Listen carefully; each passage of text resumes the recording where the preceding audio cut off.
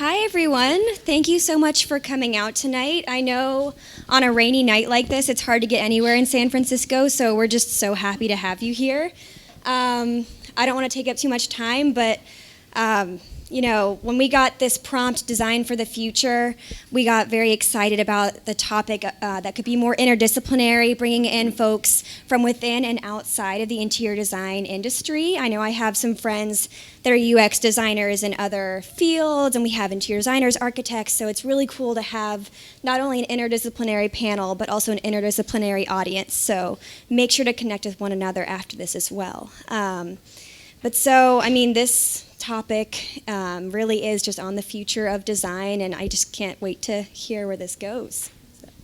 And tonight we have the honor and pleasure to have 4 very esteemed panelists from very different fields and industries to bring their various areas of expertise and viewpoints to this conversation about the future of design.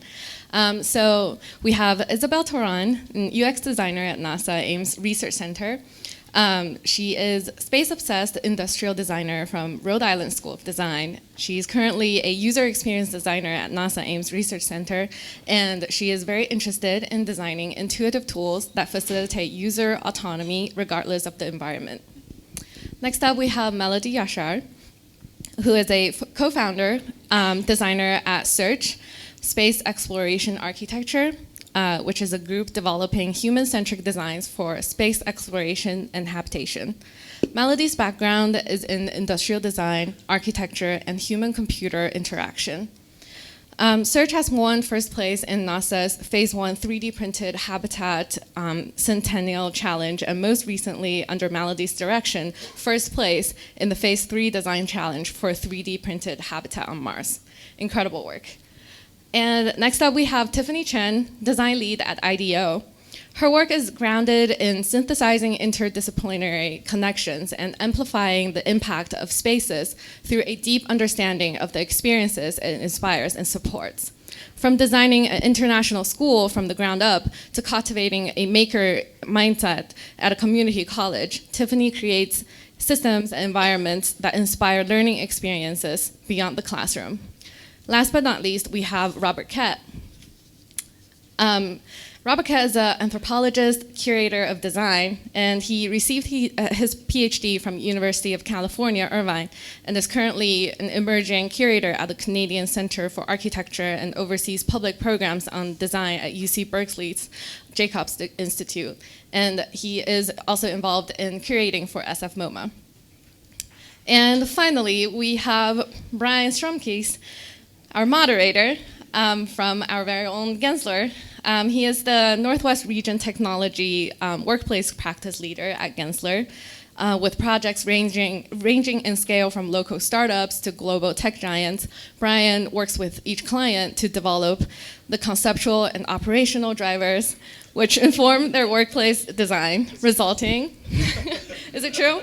Great.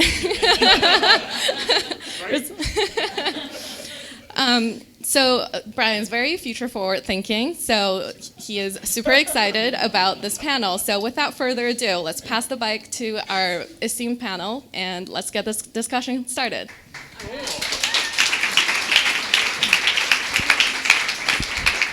Is this on? Is this on? It is on? Great. It's so nice to see so many familiar faces and so many unfamiliar faces. So welcome all of you to Gensler. And a big thanks to Gray and Amy for putting on this event, for bringing together this amazing group of panelists. The people here represent a really broad spectrum of expertise. I mean, you have anthropologists, futurists, technologists, innovators, and it's going to be a really lively conversation where we find the sort of intersections between sort of what's a seemingly broad range, but ultimately there's a lot of overlap. So that's the point of tonight. Oh.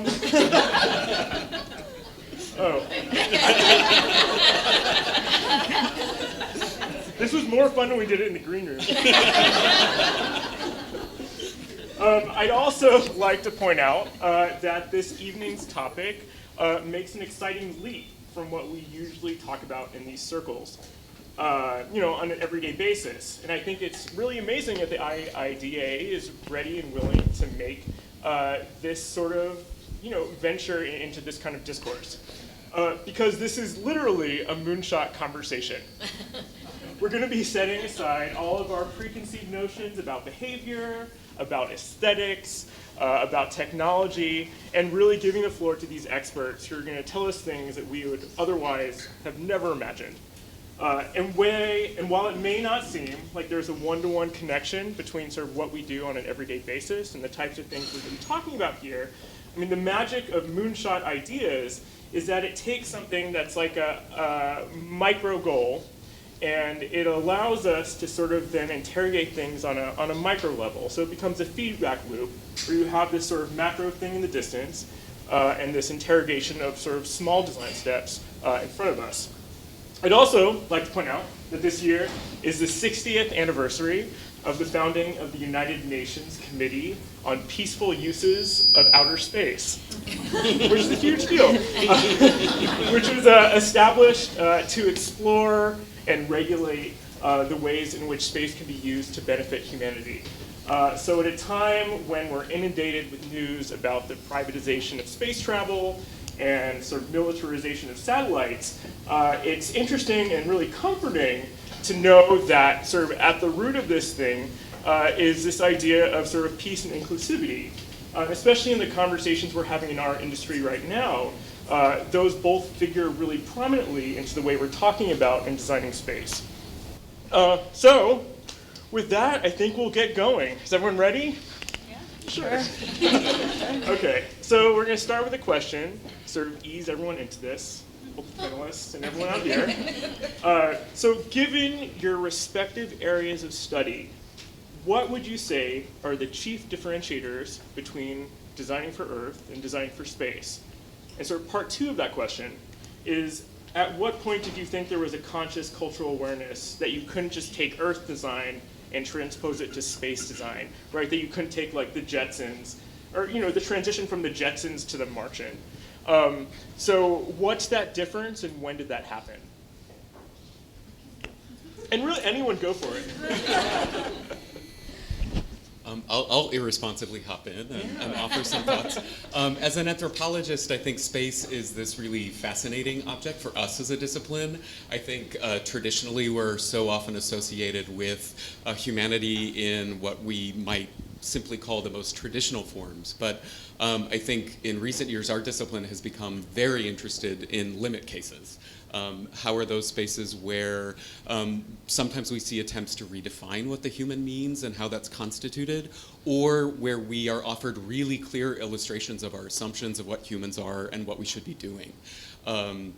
With respect to the second part of your question, I'm not sure if we've yet fully realized that space is a space that should not be designed like we design on Earth. I think it's a nice opening for a set of questions that I think we want to ask about humanity on Earth as well, with respect to how does anthropology, but also how does design and how do all of us think beyond the parameters of the human to think much more relationally. So not only about human relations across difference in ways that we're not accustomed to, but also human relations to other ecologies, contexts, artifacts, and processes. So I think that space is a nice case for us to get very clear illustrations of those challenges and how we're thinking through them.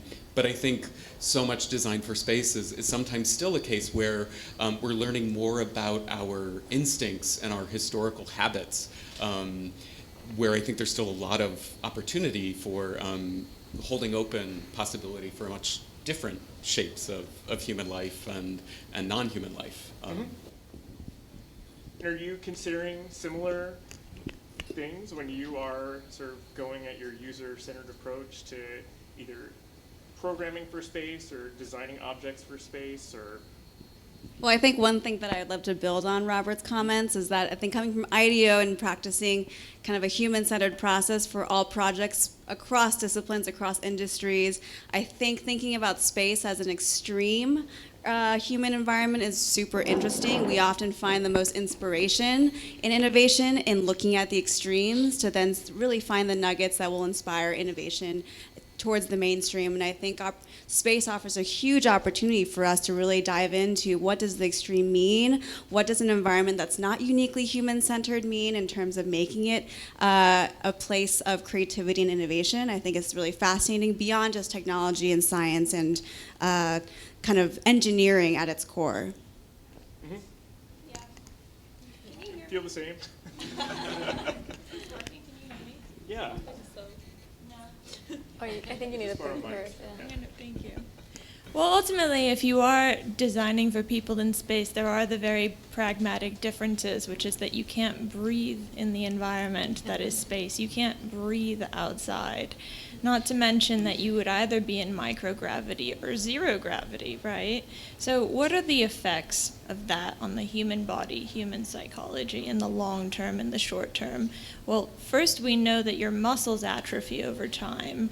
The clothing that you wear to do extravehicular activities is extremely cumbersome and not designed for women, by the way, as we now know. And you're also kind of stuck in a capsule, more or less. The examples that we have of space habitation until now, and frankly that will probably be the case moving forward, you're stuck in a space capsule with the same crew of 4, maybe 5 people for an extremely long time. And from a psychological perspective, it's sort of a recipe for disaster, not to mention that you're trying to perform really, really high risk and high performance tasks that tend to be very technical in nature. So what can go wrong? But it is a good point that ultimately we're designing for people. The needs of people are the same on Earth as they will be in space, but the environmental conditions and the factors that go into designing for a space environment or a vehicle of that sort are extremely different. And I do think it's a designer's role to understand those needs, those constraints, and to adapt to them, respond to them and not ignore them as something that's too technical, too techy. Mm-hmm. No, I think that consideration is cool. Well, especially the close quarters one sort of takes me to my next point, because you're, in this place, and you're sent out into the world in this piece of architecture that you can't change once you're out there, and you're in these close quarters. So what can you fall back on to sort of create an experience that sort of takes you away from that, right? And this is where I started looking at the parallels between designing for Earth and designing for space, and looking at AR and VR, and what are the virtual ways of sort of separating yourself out from a system like that. So I think it's a designer's role to also understand the context of where we are in space exploration. So now missions are starting to get longer. So you're starting to get year-long missions, whether before you get like a 2-week mission. So that changes the criteria that you have to design for as well. So you're designing for the space that's trying to kill you, essentially. You're in this very tight, confined space, and so even though it's this extreme environment, you are also trying to design, basic needs for people. And so to go back to your question in terms of the confinement and this sort of architecture that you're in, the considerations are different for the missions, but the architecture remains the same. So at what level does your architecture become flexible? At what level do you start adding, for example, a few years ago, they added the window because it was a huge debate to add this window because it, from a safety standpoint, it increases the risk. But from a psychological standpoint, you really need, that connection to Earth as you start getting longer missions. So these tools like VR and AR start to add up now that we're moving into deep space. And so, yeah, these tools are beneficial, but in terms of architecture, things like windows are also, and crew quarters were recently added, kind of. And so yeah, these type of considerations in terms of not a flexible architecture, but trying to understand the needs as these missions progress, and also adapting it to as best as possible. And that's a hard debate when you have engineers that only care about safety. So you are looking at terrestrial analogs when you're imagining these space environments? Does that sound about right? And looking at parallel things versus differentiator things? Yeah, and one of the big things that NASA does as well, in order to prepare these sort of extreme environment missions, they have analog missions for like 6 months. So they'll pack a crew up in the desert, and they have to simulate as they were living in Mars. So what are the issues that come up there, both sociology-wise, like with the people that you're with, but also, a year long in these conditions. And yeah, so analog missions are very important as well at NASA's level to retain that. From a programmatic standpoint, we definitely look to architecture in extreme environments here on Earth to determine ways of organizing space, programming space, habitats for space missions. The needs are the same. Yes, sorry. We do look to terrestrial applications and terrestrial examples of extreme architecture in extreme environments to determine how to program space habitats in the work that we do. The needs of the people are always the same. The need for privacy versus a communal kind of experience or public experience. What else? Access to natural light. A system that kind of respects the diurnal cycles of the astronauts and the crew. Yeah, I think that there are a lot of parallels that can be drawn there. I think one thing that you just inspired a thought, and that was, I think, in designing for an extreme environment like space, or even an extreme environment on Earth for that matter, I think a lot of the human needs become more foundational in kind of the ways in which you think about Maslow's hierarchy of needs. So light becomes so much more important, and I think visceral, and the idea that adding a window becomes such a huge decision, even though we take them for granted within a human environment like a building like this. And for me, I've always found it really interesting to notice which kind of terrestrial analogs feel pertinent when we think about what it would mean for the human to live beyond Earth. So on the one hand, I think some of the discourses, like you're saying, of the building as a protective enclosure, and some of those kinds of languages of design, in that regard, space architecture seems to lean so much on our modernist traditions, right? That history of architecture, which feels very familiar to us. But at the same time, I think it's also interesting to see designers, both in the past and in the present, turn to other kinds of architectural and cultural precedents to think about what life in space might look like, right? So when we think about architecture in extreme environments, sometimes we start thinking about earthen architectures or ice architectures. Melody, you've worked so intensively around so many of these questions.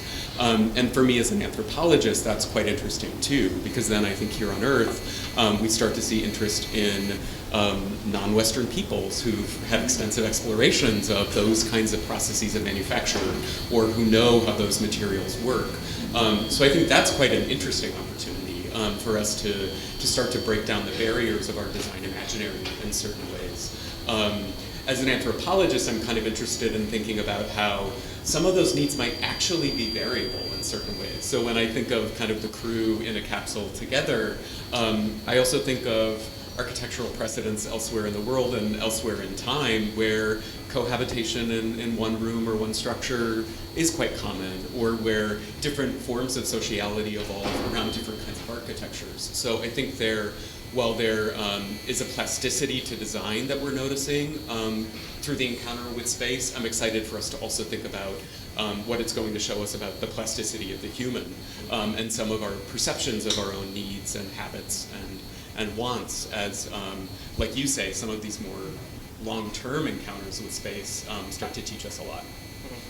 No, it brings up a good question of who we're designing for, right? Especially in light of Amy and Gray's sort of focus on sort of inclusivity and equity in sort of designing for space and designing for space travel. Like, who is that person we have in mind?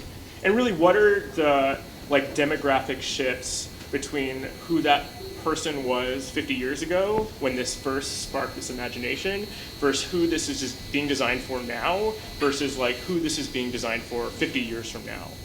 And do you see that as a fluctuating thing? Sure, I think that space tourism is going to be a big part of our future when it comes to the space industry and aerospace in general. We don't really have a market to design for space tourists just yet, even though that you can, in theory, go up to the ISS as a tourist and kind of spend a week there.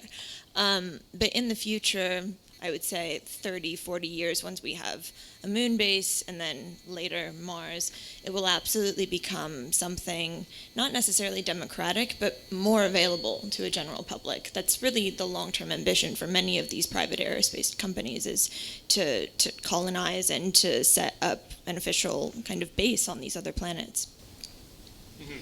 Yeah, and this is, you've seen this sort of shift in demographic and who the astronaut candidates are. Like when you see Apollo missions, they had to be militarily trained. They had to be men with certain heights, and that was it. Now you turn more when you're in the ISS. Now that we have a sort of a sustained presence for over 20 years in the ISS, then you have people like doctors that are trying to, the science is not let's go explore. It's like let's now learn about the human body and microgravity. So different professions come into play. So you have doctors, you have teachers that are now, get selected, go through this 2-year period of training as an astronaut, and then sort of you're on the ISS. So you do see that shift in, profession. You see that's a shift in demographic. People are getting younger now. You get selected 2 years, and then, people who've been selected in 2013 are now getting ready to fly and have been flying now. So that's a big difference to whether, it was an older crew, people who were more trained, and that is to get people trained in the ISS, and then from there you sort of get them acclimated, and then from there you take them further. So you do see that shift not only in the shift in demographic for sure. Definitely point that out. I think I agree. It's been really exciting to see further, kind of the very material changes in terms of who's involved in the making of space. I think it's exciting for me to be the only male guest on the panel, but also the only one who's not actually designing for space right now. But one of the images I included on my poster over there is a painting from the early 1970s that envisions what a future space colony might look like. And I wanted to include it tonight because the painting looks exactly like the view you might get if you were sitting on a hill in Marin looking down on the Bay Area. So we see a bay, we see a bridge, and I think that there's obviously such a deep heritage and history of envisioning what life in space would look like here in California, which begins, so incredibly early in the history of these projects. And I think these are beautiful and fascinating images, but I think it's interesting to see an artist proposing that back in the 1970s, that what should space look like? It should look like Northern California. Why not? And I think in certain, I think we've seen material changes in terms of the agents who are involved in some of these projects, but I think we have a similar pattern that we should be cognizant of, especially as we think about the great concentration of these private space industries in places like California or in other affluent kind of Euro-American hubs, right? So I think that even as we have more hands involved in the imagination and creation of space, I think that we are laying the groundwork for infrastructures that will be waiting at that moment when space becomes democratic, but in many ways will be established. So I think that now is in many ways the time to think about how open do we want that field of possibilities to be, and how can we think about accommodating as many possible forms of human and non-human life in those spaces in the future. And then to get back to that point, this shift in demographic, what just highlights is the systemic issues that have been in place. So when you try to, have a different population than the one that it was designed for, you have issues like 3 weeks ago when you had the first women EVA, extravehicular activity, and it had to be canceled or moved, not to women. A guy had to come in place because there wasn't a suit that was appropriate. And now that's not to say, crew trains on Earth with both sizes, so, it's not, but these issues do come up. And so, although, it wasn't, again, this shift in demographic just highlights those systemic issues that we do have to, as designers, start to design responsibly around, so that, when you do get to this luxurious democratization of space, you do it in a responsible way. So these changes are really representation based within the design community. because based on what you were describing earlier, I was like, well, on a spectrum from a version of space that looks like Marin to a version of space that looks like Elon Musk's libertarian extreme sport, that thing. Like, where do sort of cultural values start to position design in a way that aligns with sort of where we are now and where we want to go? And it's seemingly representation within design. It's challenging because the intrinsic value of design within aerospace and engineering disciplines today is not something commonly accepted. It is fully biased against it because there's this false belief that designers can't necessarily add value to a system to ensure efficiency, risk reduction, all of these values that Isabel was describing in a better way. But the irony there is that they're ignoring the possibility for creative potential, that the creative potential a designer can bring.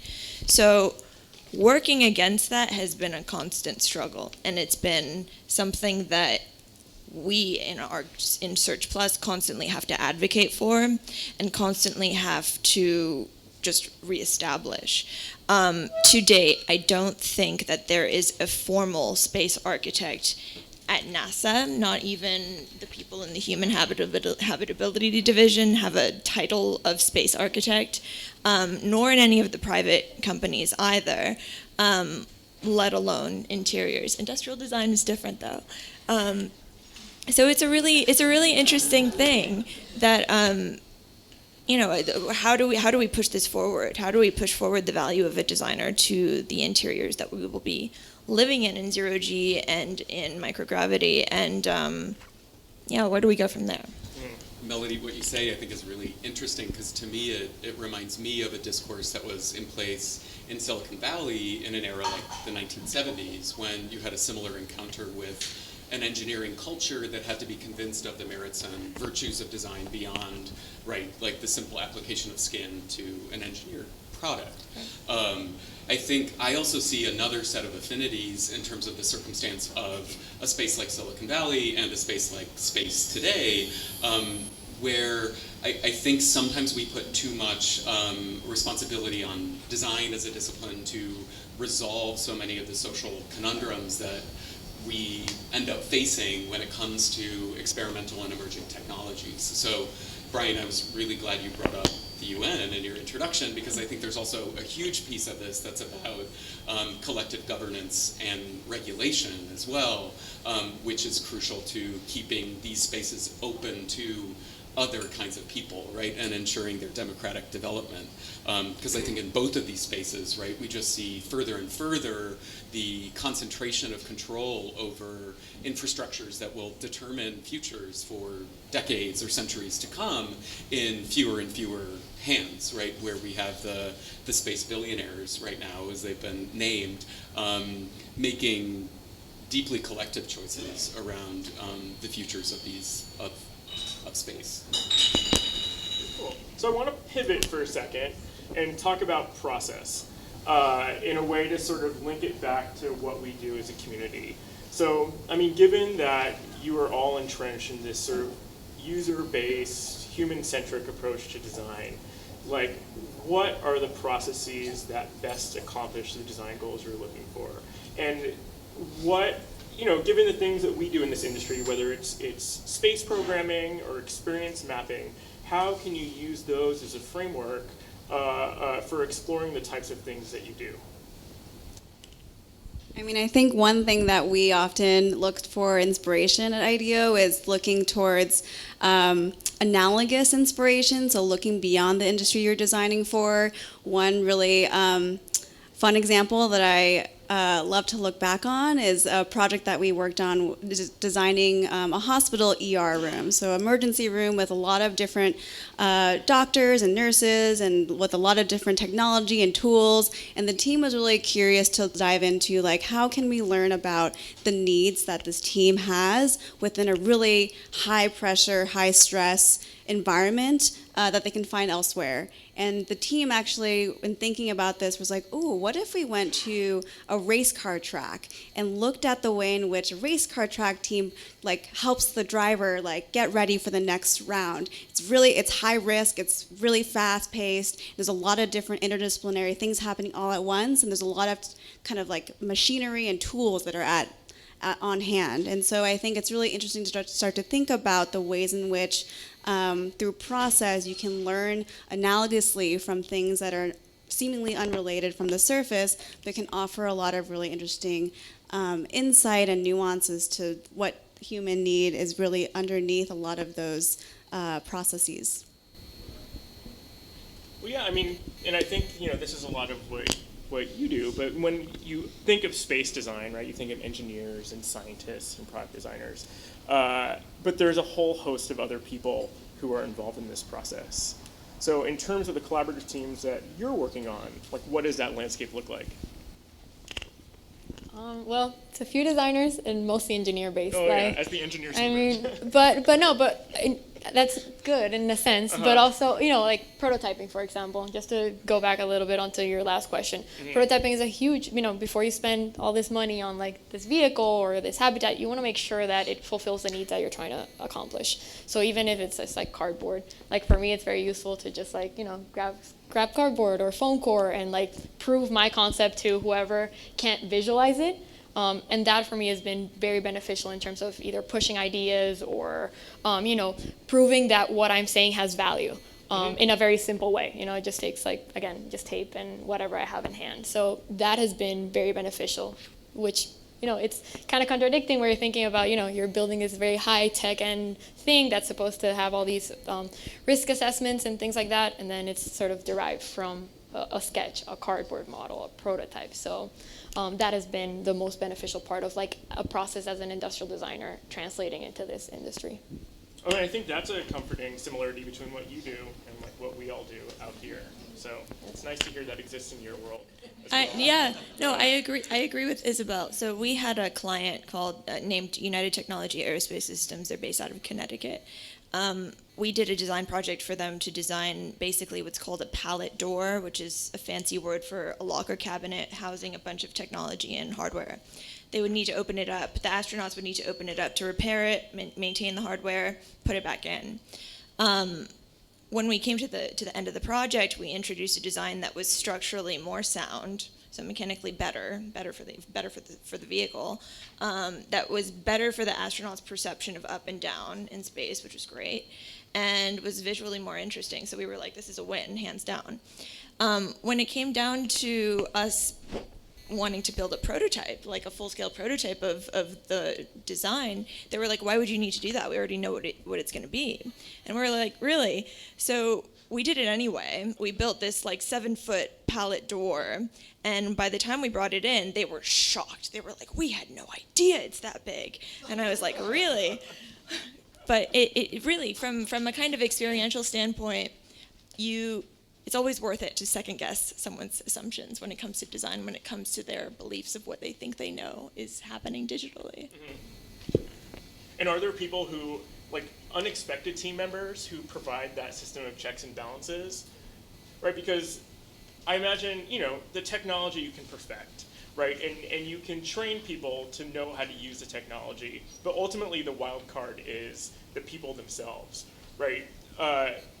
So who do you bring in, and what kind of people do you bring in to address those problems of designing for space? Even going back to the type of things, that you've researched and written about, like who was there in those like early like counterculture experiments or thinking about the type of people, the type of community you want when you're thinking about the future and thinking about space? Yeah, I mean, hearing all of you talk about physical prototyping and things like this makes me think of another case I've spent some time thinking through, and which is also over here, but of Raymond Loewy's designs for Skylab in the late 60s and 70s, and I think that is a very similar instance where in the image over there, it's very much a cardboard wall with fake computers plugged into it, but with an actual person, right, inhabiting an interior. And I think that was a radical moment. First, to extend that invitation to an industrial designer and the understanding that the designer really had something significant to bring to the table. I think Lowy himself went through quite a process to be recognized within NASA as an expert worth heeding or listening to.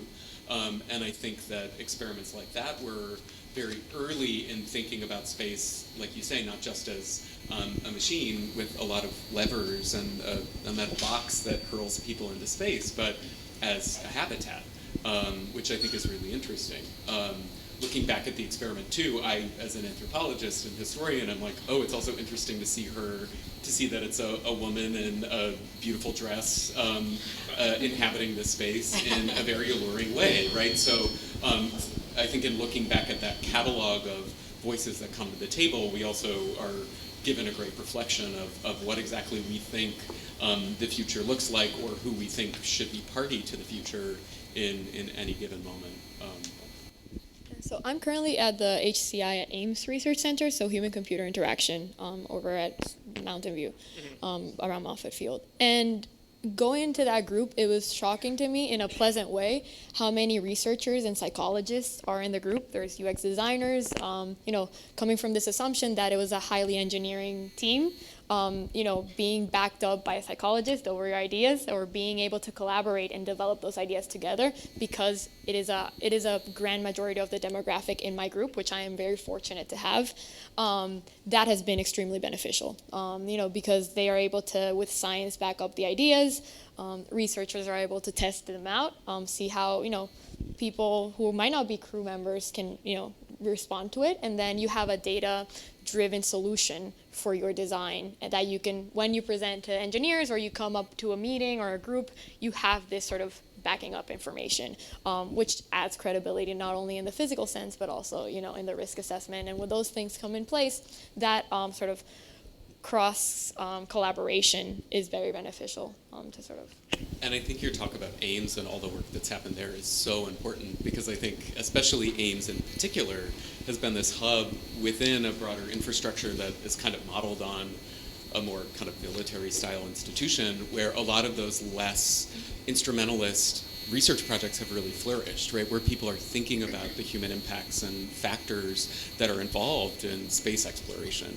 And I think looking toward the future, where more of this activity may start to live in private hands and private enterprise, I think it's agendas like that that will really want to guard and kind of advocate for investment in those things, because I think with so many of those questions, it's often difficult to see the bottom line or the immediate application. But I think that those resources, like you say, will be really crucial to thinking about sustainable, equitable, comfortable life in these contexts.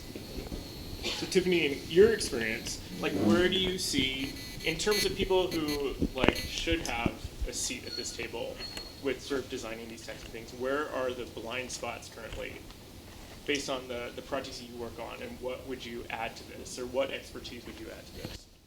I think with extreme environments and designing for unprecedented spaces, I think bringing in expertise that is not just kind of innovation focused, but also historically focused. I think anthropology and kind of context with kind of psychology is incredibly important to make sure that we are thinking about things that have worked in the past, learning from research that has already been done. I think it's not just about creating the next new thing, and I think the teams that we create and build for projects that are really thinking about futures that don't yet exist, we often look towards the extreme experts that seemingly come from different backgrounds but can offer a lot of really interesting intersections.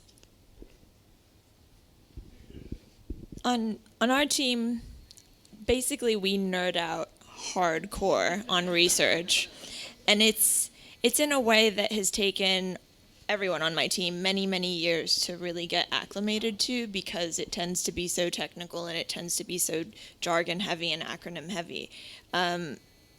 But I do think that we'll get to a point where human factors for interiors and human factors for architecture are going to be as significant as they are right now for software and for user experience development, because at the moment it tends to be more high risk. And also there aren't tons and tons of people creating space habitats.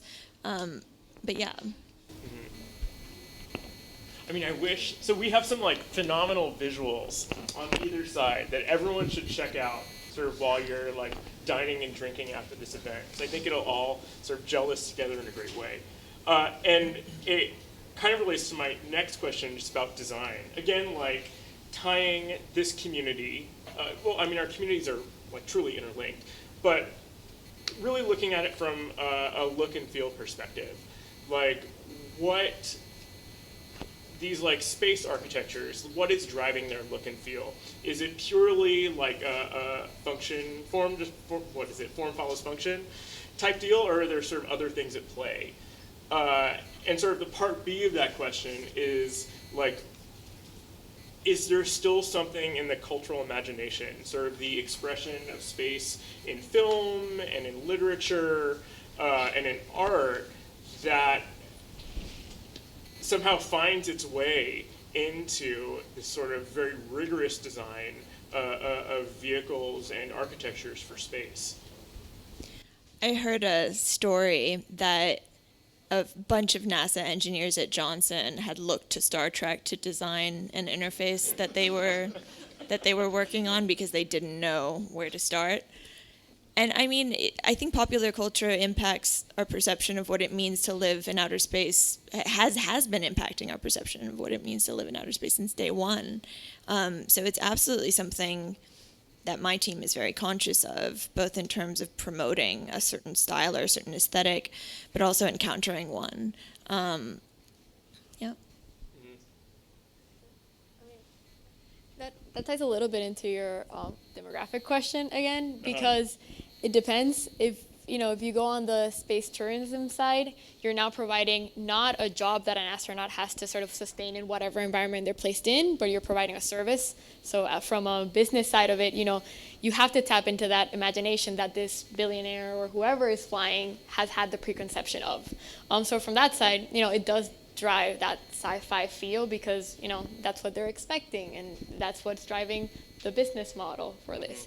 And then from a longer mission side and a psychological side, these sort of sci-fi looks and Star Trek feels, what they drive on is this sort of cleanness and just like futuristic, modern, sort of minimalistic as well. So these things tie up to this psychological burden that the clutter currently in the ISS drives. So I wouldn't say it's completely on the let's make it cool, but it's also let's make it cool in a way that psychologically it has an effect on you for the better, so that you can perform your job, so that you're not sort of weighed down on this sort of 60-ish looking, salmon pink structure inside all the time. So it does, I would say future habitats are considering that, and it just depends on what type do you take it on. Do you take it on the Bigelow Space Hotel side, or do you take it on the psychological, this is what we need from this standpoint perspective? The hospitality point is an interesting one. I mean, did everyone see the photos that were published yesterday and today of the new TWA hotel? It's absolutely stunning, and sort of recaptures this 1960s fascination and romanticism of flight, and really translates that into a modern material palette. So you're combining aviation with this really high class hospitality design. So I think that's sort of a cool thing to think about, sort of as we look at the demographics. Going back to the demographic question as well, who will be out there and what do they want? And in the same way that we're exploring hospitality in the workplace and in other interiors, the fact that that sort of worms its way into this conversation as well, I think is pretty cool. From a communication standpoint, I don't think, in the work that we do with Search Plus, we could never approach an aerospace company and say we're going for a certain style or look or aesthetic, because it's bogus to them, right? And the fact of the matter is that the ISS is, to date, the only example of an extraterrestrial habitat we have, and it works, it functions. The astronauts live there, and they get their work done. It doesn't mean that we could go and do the same, but then again, like, when you think about what's going on the ISS, it's like their drinking water was their pee 1 week ago. Like, it is a fundamentally different ecosystem that they're living in. So the way that I sort of approach interiors in particular when it comes to space habitats and environments is, what are the values that we are bringing to the table that an engineer will be able to understand? Can we reduce visual clutter so that an astronaut can perform better? I mean, that's one way of sort of approaching a stylistic conversation with an engineer. And it's the same with color, it's the same with lighting, it's the same with materials. Nobody wants to live in a steel box, even though they might think that could work, in the long term. How was this imagined sort of in early visions of space? Well, I mean, I think for instance, in the series of paintings that I alluded to, we see a really different future, but I think it's in the far future, right? It's kind of earthly life transferred to space. So we see recreation, we see leisure, but we see people maybe in the kind of Pomo jumpsuits that you were alluding to. Maybe they were salmon pink. So for me, I think those paintings are maybe a good provocation in terms of thinking about, and again, I think here I would go back to that analogy of Silicon Valley in a certain regard as well, where I think, as I said earlier, I think there was a very similar moment where the designer had to very actively fight for, first, a seat at the table in the conversation of emerging technologies. Two, then we had a very kind of minimalist ethos that was very much about function, where we were, right, every designer was posting the principles of Dieter Rams, and right, everything was supposed to look white and sleek and simple. Where now we see such a fluorescence of experimentation with materials and materiality and digital product design in an era where I think those objects are becoming very domesticated, right? They're no longer in the same way the property of the engineer.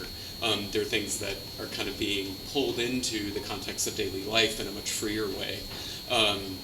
So I guess I'm interested, I'm excited to see kind of your profession develop and emerge, and I'm really hopeful that designers, as they have, and I hope continue to do in the earthly technological space, start to kind of take on a bigger piece of that pie and be able to advocate not only for the instrumentalist or functional reasons that design matters, but also the human, useless, artistic, expressive ways in which those things matter too. I used to live in LA, and my neighbor was a potter, and we got really excited when we learned that he made pottery for Star Trek: The Next Generation.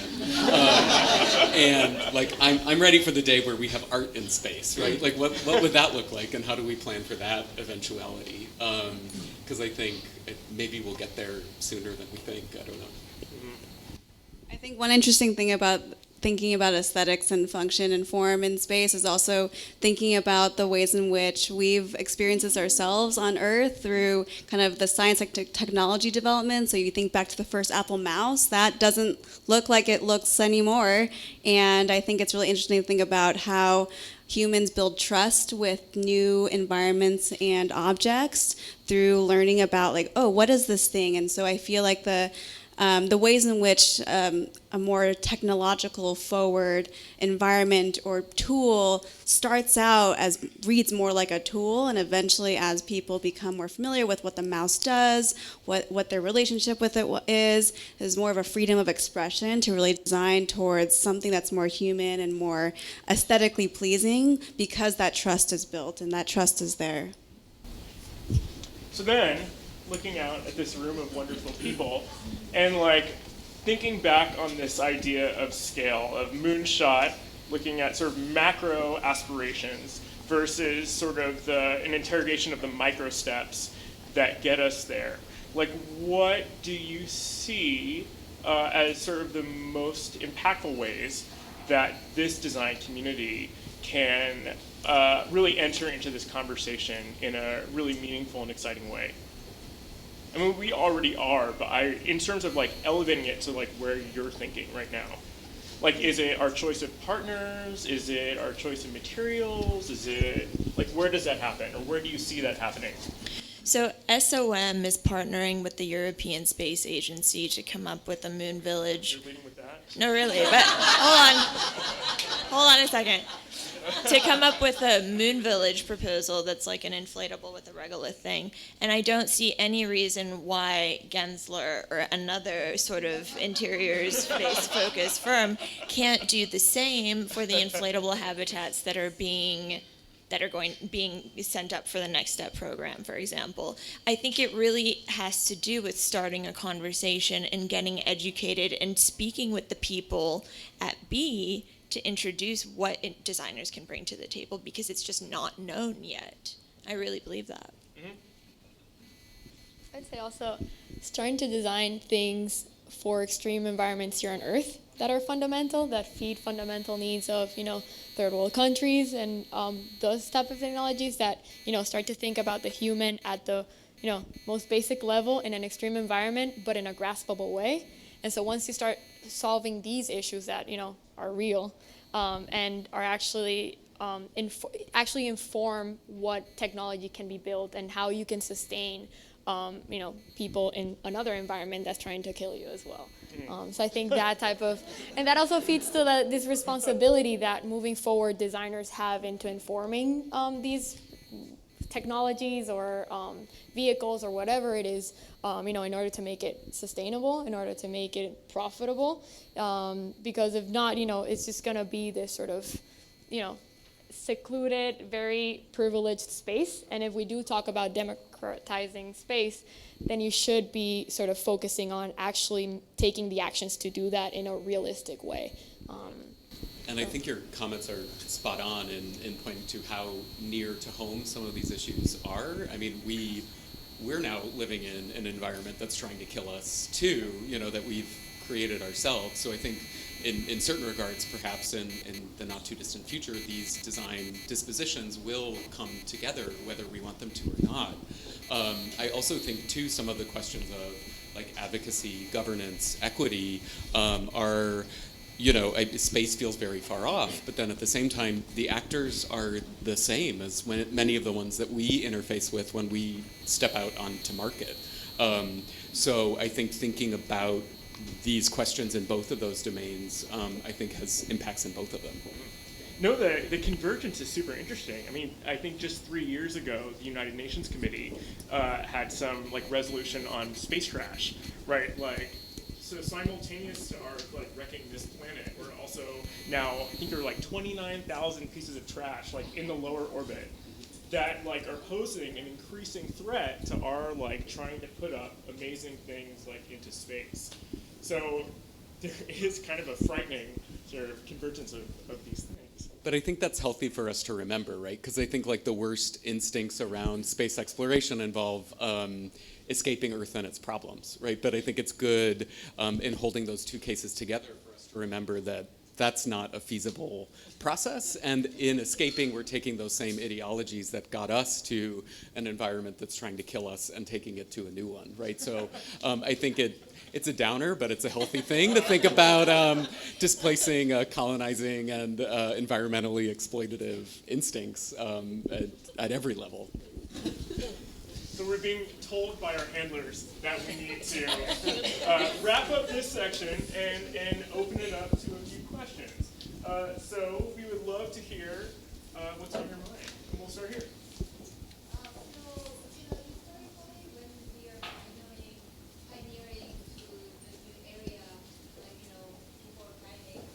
Pioneering from continent to continent, there were a lot of moral issues. So I can see when you guys, were too excited about your technology and your pioneering area, we forgot about that. So what's possible moral issue we can face, and what's your solution? I think your question is a great one. The third image I shared tonight is from the interior of a publication by Stuart Brand, who created the Whole Earth catalog, but as much as he was a kind of worldly environmentalist, he was a nut for space colonization and put out an entire book on the topic. The inside cover shows one of these paintings that comes out of Ames and is inspired by these early thoughts around space colonies, but on the other side of the spread shows two native people waving goodbye to the space colonists, saying good luck and good riddance, right? So I think your question is incredibly apt, right? And I think, to my mind, there's something about the fact that California is the space where the American colonizing frontier ends, and then where we start to think about the frontier beyond Earth, right? It's where we exhaust that colonizing instinct on land and start to think about where else we can take it. And I think that we have done very little of the work of thinking through how we need to deconstruct those assumptions and how they're still really there in so much of our thinking around technology and engineering. Like you say, I mean, we need to think beyond the excitement of the new possibility or the new tool, and I think slow down many of these processes to make sure that they're happening in collective interests, and that not just meaning that there's equal opportunity to participate if you happen to, save up that $250,000 to buy a ticket on something, but also making sure that all of these parameters are being established in such a way that even the people who will never go into space are right living in an intergalactic society that's being built along equitable parameters. Right here. Yeah, thank you. So Tiffany mentioned Maslow's hierarchy of needs. We talk a lot about space, the space that you're in space. I was wondering about the more basic needs of air, water, food, some of the technical, obviously there's technical challenges to these things, but also from a user experience side, and then also the opportunity for design to enter into that conversation. Yeah, I think the thing that inspired that was just hearing Melody talk about all the things that when we design architecture and interiors, we have the luxury on Earth to take a lot of those things for granted, and in thinking about the way in which you drink water and the way in which you even interact with other people in a tight space. It's not quite the same as being in a tiny room with 100 people. You're floating and you might be moving around in ways that you never imagined. So I think it's just really interesting to think about what are those fundamental needs, but pushed to an extreme. What do those look like, and how do we map those extreme needs beyond our understanding living on Earth? So I know I'm being greedy because I helped draft some of the questions for this evening, but I have another one. I know that we talked on the phone before this event, and some of us compared inhabiting space or space exploration to imperialism and kind of this more negative context. How are we also considering the habitats that we're encroaching on? We talk a lot about human-centered design, but what about designing for these habitats that aren't ours, that we're kind of taking ownership of? Are those conversations that are coming up? I think that pairs well with the colonialist question from before. I think it's something that's part of the conversation, but perhaps needs to be considered with a lot more gravity than it currently is. Starting with space trash in the lower orbit, and then going to sort of planets beyond. Because lower orbit isn't ours to screw up.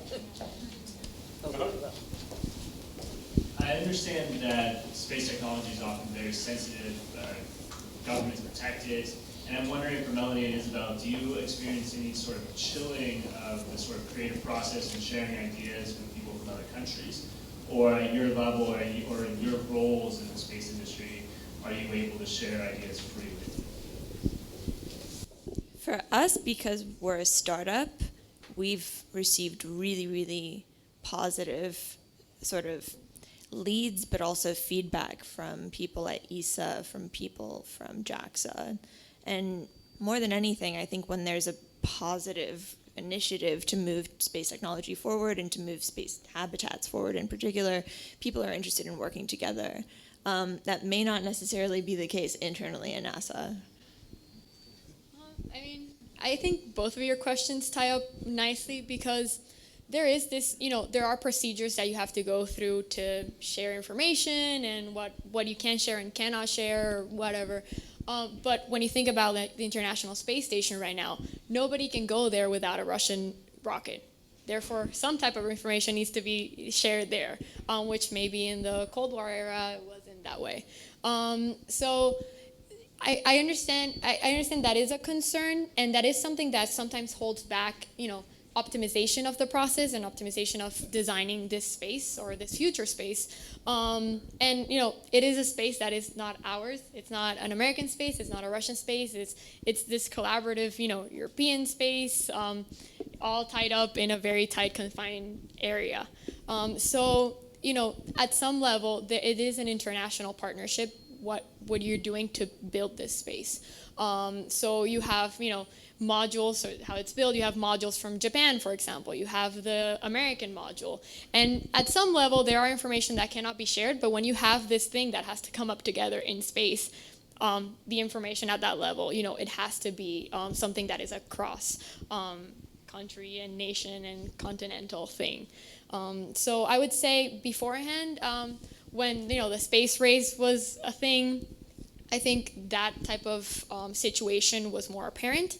Here, now in the context of right now, there is sensitive information that you cannot share, but there are procedures that when information needs to be shared to accomplish a mission and to build this space that is a shared international space, that those are procedures that are in place for you to be able to get around that.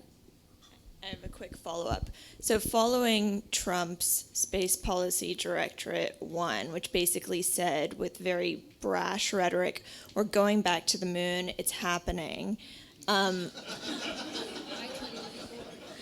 by 2024.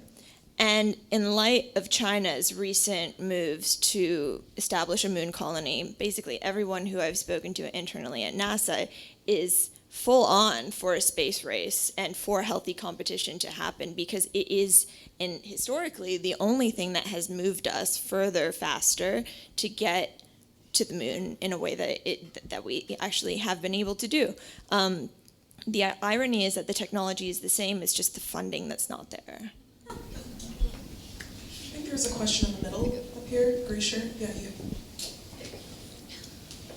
You all mentioned how you're designing spaces that are for environments that are trying to kill you.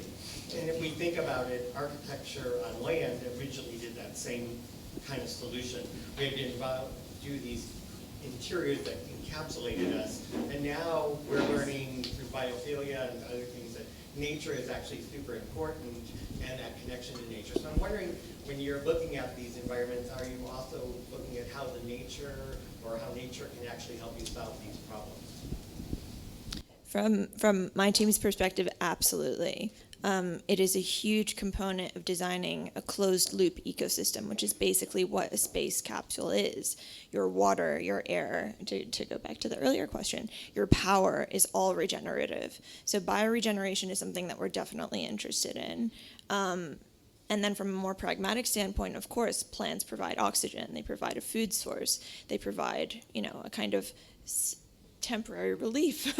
But you would be surprised the number of people who would argue for the quantifiable metrics to suggest that from a psychological standpoint, a plant would be a beneficial thing in a space environment. It's not taken for granted, right? I mean, from my perspective, it would be, but yeah.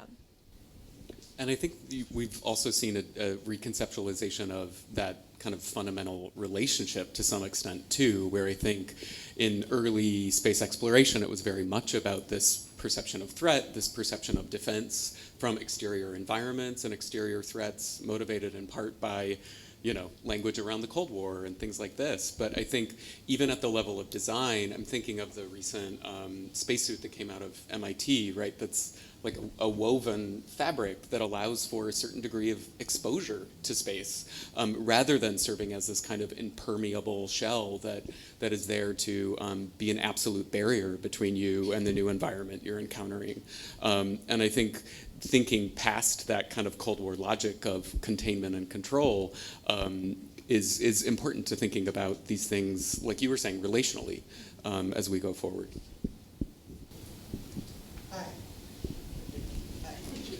One more question? All right. A couple more questions. Going off of that a little bit, I want to talk about, well, I'm interested in the psychology of society when we do enter spaces in space, essentially. And so, with the scarcity of materials going into the initial part of space travel and setting up a moon base and all of that, the society that's up there has to be very economically friendly. They have to be reused, recycled materials, and Earth is essentially kind of a waste-based society. We always thought we had a lot of resources, and then it's only very, very recently that we found out, oh, these are actually very finite resources. And so when thinking about designing for space, the question comes up, are we designing in space as an extension of Earth, in which we still bring our ideologies and our thoughts about reusing, recycling, and using our finite resources? Or is there a way that we're designing to completely take that away, rewire the way we work in society, and create a semi-ideal society for the spaces that we live in? This is going to sound a little bit crude, but I'm pretty sure that if we could afford as a nation to send up the Ritz-Carlton Hotel to the moon, it would have happened already. The limiting factors are cost when it comes to spaceflight and when it comes to shipping materials up to where you need them to go. It's $10,000 per pound to get things to the ISS to space station per pound, let alone for a long duration mission to Mars where you're looking for more or less setting up a habitat system. It's really not the values of renewable systems and recycling and reuse that come to mind as something to be celebrated, but they're looking at ways that we can feasibly come up with structural systems. So basically by using what's there, using indigenous resources, local resources. I think when you think about resources in space, you have to take a step back and understand that even the air that you breathe is a resource there. Your sweat is a resource there. It gets regenerated into the water that you drink. So before you even think about, colonizing and whatever your materials are to build the colonization or the habitats there, you have to think about the closed loop, as Melody was saying, that you're in, and how to make that as efficient and as sort of self-sustained as possible. And that starts with thinking, about sweat. How do you regenerate that into a positive resource? With that said, though, there are, I think, ventures pushing to use ISRUs, which is in situ resource utilization. And what that means is taking, the regolith from the moon and creating fuel from there, creating water from there. Whether that is feasible in a near future, hopefully, hopefully we do find a way. And there's companies like Honeybee Robotics that are looking into specifically this, ways to make habitats or even just sustaining a person in space more of a sustainable thing, based on the resources that you find in whatever environment you are. But yeah, that is an interesting question because it goes like at a very big scale and also goes at a very tiny micro scale. I think your question is interesting too, because you also had that piece about like ideologies and ideal societies, right? Which to my mind also gets at kind of interpersonal relations and what those look like when we step beyond Earth. And I think the closed system metaphor is really helpful as we think through questions of ecology. So Buckminster Fuller, for instance, right, he called Earth spaceship Earth in the desire to kind of trigger that kind of ecological thinking about our planet, right? To mitigate all of these problems of overuse of resources and to promote that kind of consciousness. However, his kind of interpersonal model that went along with that was a very hyper-centralized design process, right? So he develops the world game where you can design the entire world from a control room. So I think that we need to be thinking about how the ecological and social models do and do not map, like which metaphors are and are not conducive to cultivating the kinds of relations we want to cultivate, whether that's with respect to resources or between people, right? Because I think your ideal society question is an interesting one. And the fear that I have, right, is once we're up there, right, who's making the rules at the colony, right? Like, I don't want to live in Jeff Bezos's colony. That sounds terrifying to me. So for me, like, I think that quickly becomes a question. And if we are in a closed ecology, you know, if that's still Buckminster Fuller's closed ecology, that probably means like one or two or a few people in the control room. So I think we need to quickly think about who's at the controls.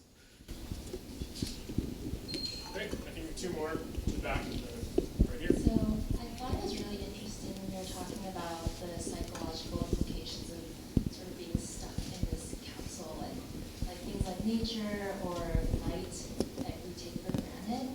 And something that came to mind for me was having the sun come up and down every single day to like mark that, okay, that was a day. If you don't have that, I'm curious, like how does that warp your perception of time? And how and if do you take this into account? Actually, I'm going to challenge that question in the opposite way. Right now, because sort of to grasp it, right now in the International Space Station, astronauts see 16 sunsets a day. So every 90 minutes they see the sun coming up again. So how does that change the way they perceive time is also an interesting thing. And what time zone are they driven by? And that often, you can see it here on Earth where the crew members sustaining international space missions are at a different schedule than what we live here because they are sustaining people who are living at a different pace, I would say. So yeah, it's not even the issue of not seeing a lot of light. It's what happens when you see too much of it. An interesting question of nostalgia, right? Like if you're going to Mars, for example, like you're losing all of these like amazing things you were able to do on Earth, like go outside and run. But like, is the fact that like the noon sun is green or red and like the sunset is blue, is that mind blowing enough that displaces all of these sort of nostalgic feelings you felt for Earth? Or does that actually make you more homesick? Like, I'm tired of this like blue sunset. I want to go back to like the red-orange sunset that I know and love.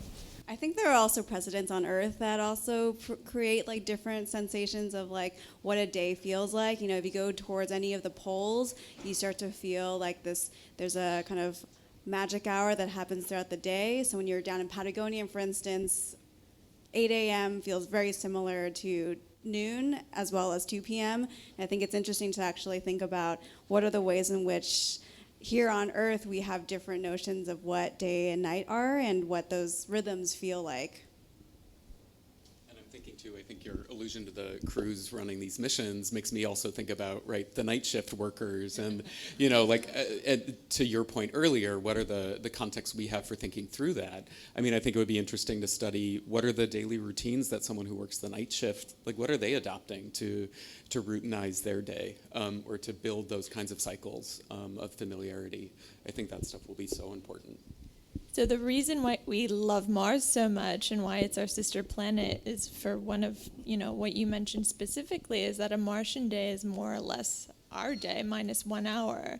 It's completely not the case on the ISS. So, yeah. All right, I think there was another question over here. We have one up here. All right, we got a couple of questions. I'm waiting very patiently. Oh, no. Okay, you go. Mine was more about resiliency of humans, and if there's anything that came up in your research or in something that you've been working on that kind of directly impacted your own personal life, that you changed something because you're like, the research says it's going to apply to me, so you changed. And based on like resiliency, this is going to help you be more resilient because astronauts are incredibly resilient, and it shows how humans are able to evolve, and maybe how astronauts can help us learn something to evolve in extreme conditions because the world is going to be extreme soon. So what we can learn from that and how we can apply it. I wouldn't say, I can't personally relate to this, but something that the astronauts do sort of take into consideration is the radiation exposure that they'll be in, which is, not far off from us at this rate. So the thing is, fertility, for example, like how do you plan your life around your job. You know, if you're an astronaut, you need to make sure you have kids before you go to space. And so I mean, I wouldn't say I can personally relate to that, but you know, radiation is a big issue there, and it's something that we should start planning for here. And so, you know, that is in resilience. You know, that's one of the biggest threats, and the biggest threats for going to deep space, and the biggest threats of astronauts right now. And it's why computers stop working and not stop working. And so, at a very physical level, we definitely should take that into consideration and take, you know, space and this sort of exposure as a model to change our behavior here. I think you might be looking for something I may have learned about designing for space that I've brought back into my own life to impact the way that I live here on Earth. But I honestly haven't. What I have learned from the astronauts and the accounts of astronauts that I've encountered is that their path to designing and working in space and becoming engineers has been extremely untraditional. Story Musgrave comes to mind. Don Barker comes to mind. They all come from super different backgrounds, and it's a great reminder that there isn't a single way to become involved in aerospace. There isn't a single path that you need to take. You don't need to come from a technical background, necessarily a STEM field, to become more involved in this work. I think that's been a big learning for me.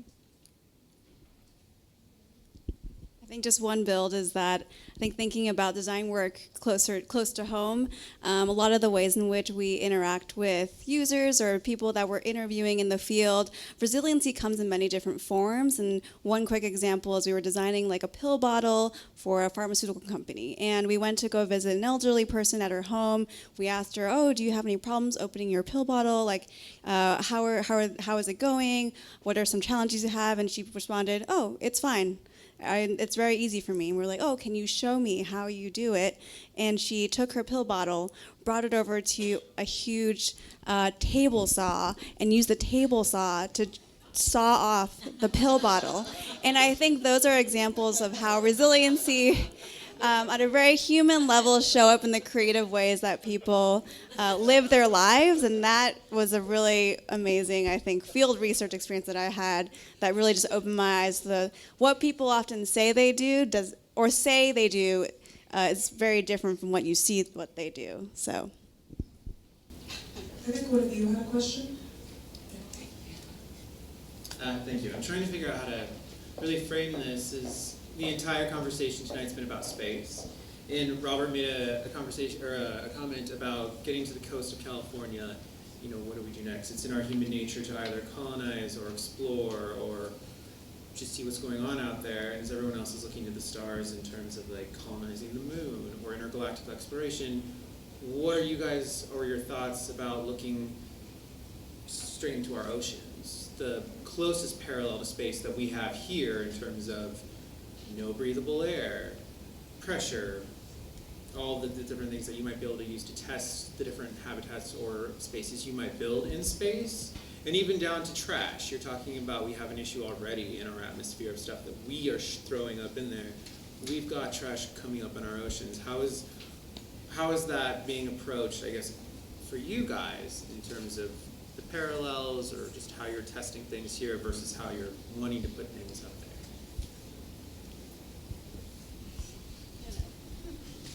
Okay. I mean, from a training purpose, let's start at that level because that's sort of what I am aware of.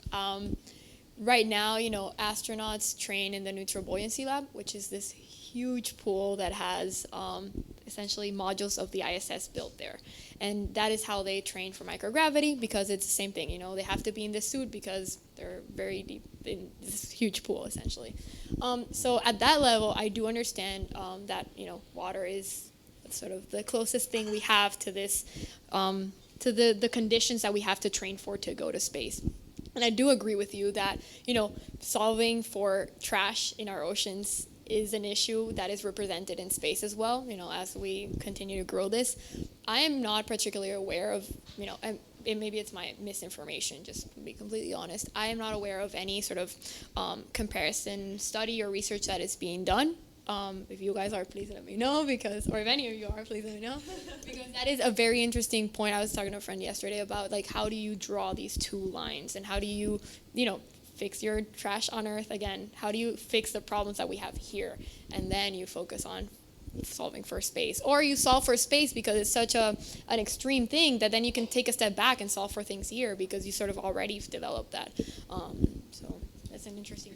Yeah, and I think there's an affinity too, just in terms of one, I think, right, for as many kind of historical incidents of Galileo staring into space, we also have people kind of encountering and theorizing the sublime of the sea or of the ocean, right? I think they've stood in metaphorically in the human imaginary in similar ways, right? These spaces where we feel beyond our element, but are deeply curious about. I think, too, there's an affinity as well, from my perspective, in that I think similar parts of our society interface and mediate our relation with those environments. So technical and scientific fields kind of being our primary ambassadors and relays to these environments that, for obvious reasons, we're not able to encounter and understand through other means. I don't, as an anthropologist of science, among other things, I have great respect for all of that work and don't want to discount it. But I think that those two environments present similar challenges in making sure that we also supplement those perspectives with other facets of what it means to know, to experience, to be human, and so on, so that we are not always led by kind of that one facet of what it means for us to understand something.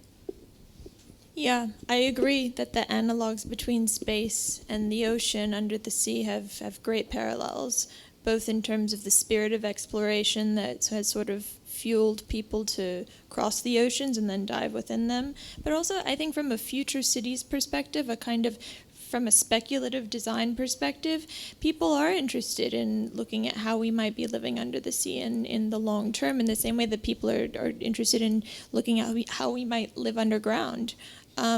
So alternate modes of living is absolutely a shared theme there.